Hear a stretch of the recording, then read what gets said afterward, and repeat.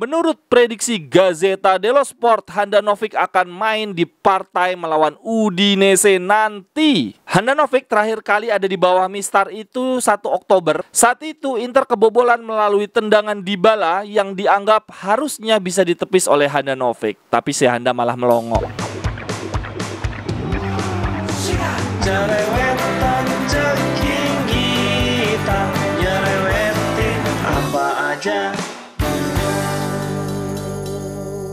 Teman-teman yang sedang kalian saksikan saat ini adalah Cerewetin Inter. Apa kabar teman-teman semua? Selamat berakhir pekan. Cerewetin Inter hari ini breaking news karena gila gue syok banget. Sore tadi gue baca berita di Gazzetta. Kemungkinan besar kiper kita di dini hari nanti melawan Udinese adalah Samir Handanovic. Aduh. Dini hari nanti kita akan menjamu Udinese, tim yang mengalahkan kita di fase pertama dengan skor meyakinkan 3-1 walaupun kita sempat unggul lebih dulu melalui tendangan bebas Barella. Kita cerewetin bareng-bareng ya teman-teman. Gua akan live di jam 2:30, kick off-nya 2.45 waktu Indonesia bagian Barat. Menurut gua partai melawan Udinese dini hari nanti akan sangat amat rumit karena 4 faktor. Yang pertama, secara mental kita lagi nggak baik-baik aja. Ditahan seri Sampdoria, tim peringkat 19 minggu lalu, itu adalah sebuah pukulan telak yang mengganggu mental kita. Lalu faktor yang kedua, isu perseteruan Barella Lukaku juga pasti memperkeruh suasana.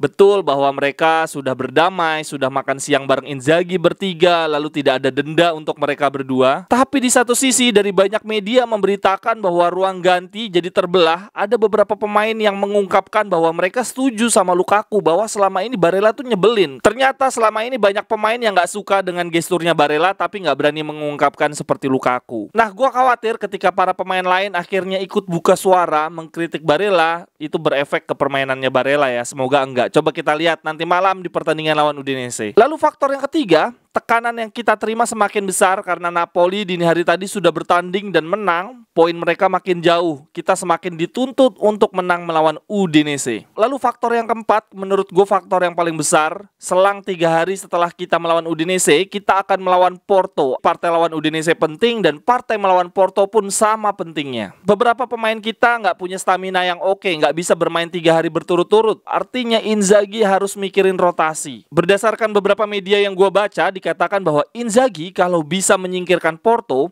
maka musim depan mendapatkan jaminan 1 bek pengganti Skriniar yang levelnya lumayan lah. Karena kalau lolos ke perempat final Liga Champions, dapat duit sekitar 10-15 juta. Itu uangnya cukup untuk beli bek Udinese. Jadi di pertandingan lawan Udinese nanti kita sekaligus melihat nih bagaimana permainan bek. Tapi kalau kita sampai kalah lawan Porto, tersingkir dari Liga Champions, maka nasib Inzaghi tidak akan berlanjut untuk musim depan. Jadi itu 4 hal, 4 faktor yang menurut gua membuat pertandingan lawan Udinese dini hari nanti akan sangat amat rumit. Ngomong-ngomong soal rotasi, ada 2 versi prediksi line up, versinya Sky Sport dan versinya La Gazzetta. Kalau menurut prediksi line up Sky Sport, lini pertahanan kita akan simpen Acerbi, berarti trio kita yang main adalah Skriniar, Dufray, dan Bastoni.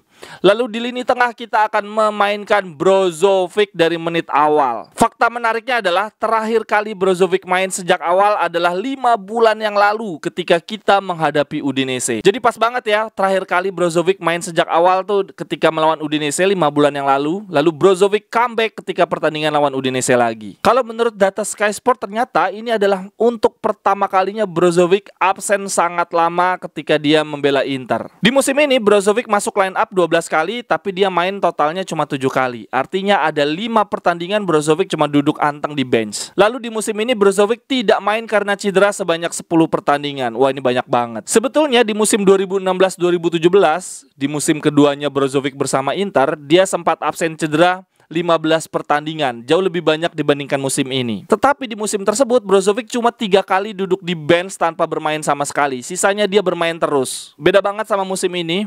Baru pertengahan musim dia udah 10 kali absen karena cedera dan sudah 5 kali duduk di bangku cadangan tanpa bermain sama sekali. Kayaknya kalau ngelihat dari statistik ini bener kali ya, musim ini adalah akhir dari era Brozovic di Inter. Balik lagi ke prediksi line up, menurut Sky Sport yang akan ada di wingback kanan kita adalah Dumfries. Akhirnya Darmian bisa bisa istirahat. Lalu di lini depan akan ada kembali duet Lukaku dan Lautaro. Sejujurnya gue berharap duet lini depan lebih ke Lukaku Zeko sih. Lautaro semenjak Piala Dunia belum istirahat sama sekali soalnya. Lalu lanjut berita berikutnya. Wah, ini dia nih breaking news. Menurut Gazzetta dello Sport, Handanovic akan main di partai melawan Udinese nanti. Dia akan mendapatkan menit bermain. Kalau sampai benar Inzaghi melakukan ini, menurut gue gila banget sih. Dia nggak pakai mikir. Menurut gue nggak ada urgensinya bagi Inzaghi, bagi Inter untuk mencadangkan Onana, untuk mengistirahatkan Onana. Handanovic terakhir kali ada di bawah Mistar itu 1 Oktober. Kalau menurut La Gazzetta di sini dituliskan, titik balik Inzaghi akhirnya memutuskan mencadangkan Handa adalah ketika kalah melawan Roma. Saat itu Inter kebobolan melalui tendangan Dybala yang dianggap harusnya bisa ditepis oleh Handanovic, tapi si Handa malah melongo.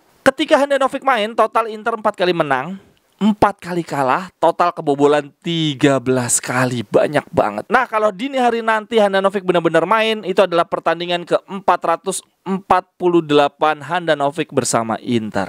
Aduh, gila banget sih kalau sampai Inzaghi benar-benar mainin Handanovic. Kita benar-benar lagi butuh kemenangan. Betul, kita butuh rotasi, tapi gak gitu-gitu banget. Kalau menurut prediksi teman-teman gimana nih di pertandingan lawan Udinese nanti? Silahkan tuliskan analisisnya, prediksinya di kolom komentar. Sampai ketemu di cerewetan-cerewetan berikutnya. Bye-bye, thank you. Cerewet